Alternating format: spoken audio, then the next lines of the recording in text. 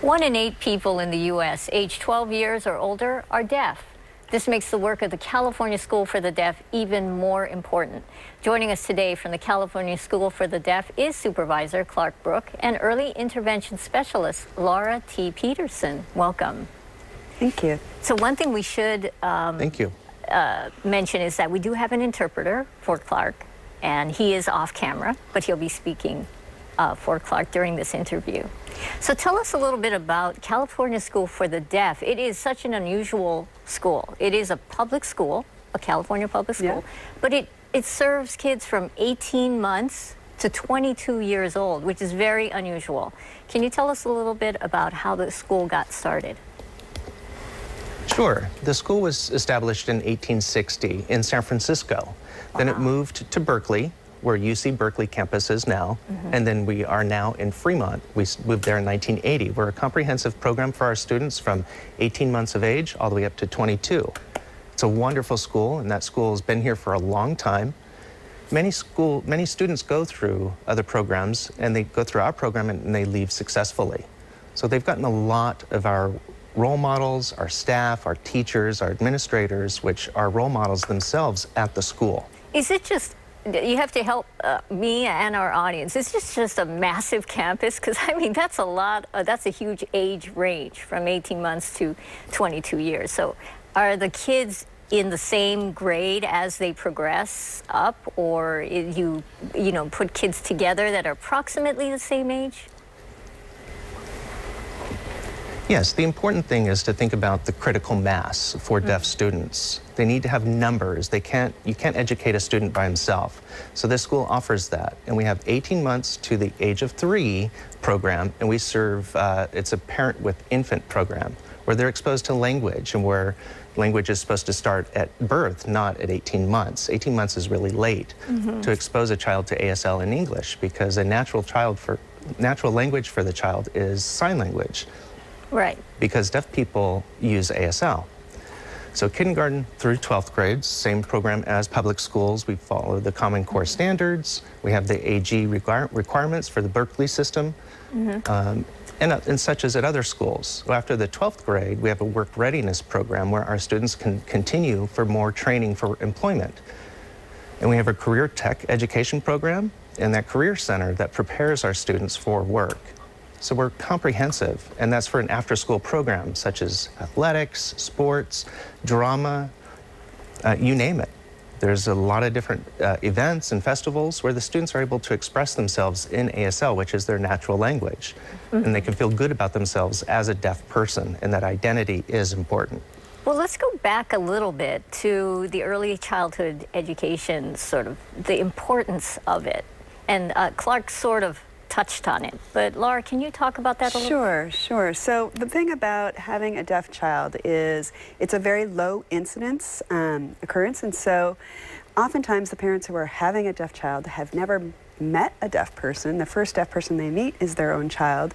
Right. They may live in a very rural place in Northern California, don't have the resources and the information, and so our school actually serves students that from the San Luis Obispo to all the way to the Oregon border. So because it is a low incidence, we bring the students together to have what Clark mentioned, the critical mass, because the issue is it's a language barrier, and so they need to learn American Sign Language as well as English. Right. And so we have the experts to be able to facilitate that for all the kids who attend there. And how do they hear about you? Are they referred to you by social service? You know what? It's actually one of the reasons that we're here is because I have had parents come, and they're a parent of a middle schooler, and they come on campus and they're like, how come I didn't know about this school? And I missed all these years of opportunity for my child. And so that's why we're really trying to get out the word that we're a free, public, state-funded school that's available to all parents who have a deaf child in Northern California. And I think the other thing that Clark talked about that we have a few pictures of are the fact that this is not just about academics. I mean, if your child goes to this school, they are going to get a very well-rounded education, right? So we have, they obviously have a theater program, as you can see. So Clark, can you tell us a little bit about do all the kids have the opportunity to participate? Oh, yes. All of our students are given the opportunity to participate in theater. They're screened and interviewed and casted. Oh. But it's a sophisticated script that they use. They're using sign choices and how it is that they present themselves. It's a real sophisticated level of theater. And many of these students go to other colleges and participate in the theater program there as well. So language is critical. Getting that language development to be able to participate in theater. And what about the sports program? Is it the same thing? You have to try out and everything? Yes, it's the same thing, just like any other schools. There's Yeah. tryouts. The difference between the mainstream, the public schools, and whereas at the deaf school, they have that direct communication with their coaches, their players, that they can work together as a team. They feel the same and culturally empowered, the same experiences. So really, the sports itself isn't just it. It's deeper than that. There's a lot of other ways that the students can thrive, whether it's on the football field or the courts. Oh, there's football too. I'm sorry, you didn't send me a picture of the football players. I did not know that. Before we run out of time, we want to talk about your fundraiser, the big fundraiser on May 9th. So what's that about? Tell us. Yeah, the Early Childhood Education has a parent fundraiser on May 9th at Tilden Park Golf Course. That's where they're gathering to do a fundraiser for the school, and I encourage everybody to attend this tournament. It's going to be fun to socialize with deaf people and help our school. What is this fundraiser going to do? What are you raising funds for specifically? The purpose of this fundraiser is to collect money for our ECE program, and schools are always in need of money and resources to support our students and parent services and such, and that money is going to help a lot to expose parents to our school in the ECE program, where children really need to start, not waiting until they're in middle school or high school. Let's start right there at 18 months. The earlier they learn sign language, the better.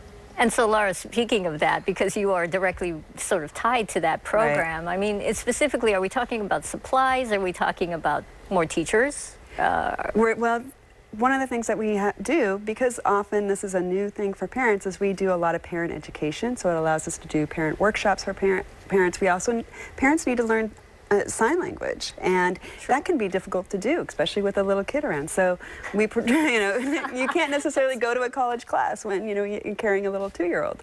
So we provide ASL classes on campus and try to provide that at a time that parents can attend. So maybe while their child's in school. So there's a parent education that needs to go on, but we also use a lot of video technology because signing is visual. So one of the things that we do with kids is they practice signing their stories to like a laptop, and they sign these stories, and then they go from that and they edit it. They learn how to edit it, their signed stories, and just as you would edit your writing. And so they go from those signed stories on their laptop to writing down those stories. So there's a lot of use of technology, of visual technology that we use that needs to get updated and replaced. I see. Well, this has been so interesting. Thank you, Clark. And thank you, Laura, so much for being here. Thank you. For more information about the California School for the Deaf, visit their website at csdf.k12.ca.us. And to register for their early childhood education fundraising event on May 9th, log on to sadiegolf.com/ECE Classic. That's all we have for today. Of course, all guest information from today's show can be found by clicking on the Community tab on our website at ktvu.com. Thanks for watching. We'll see you again next week right here on Bay Area People.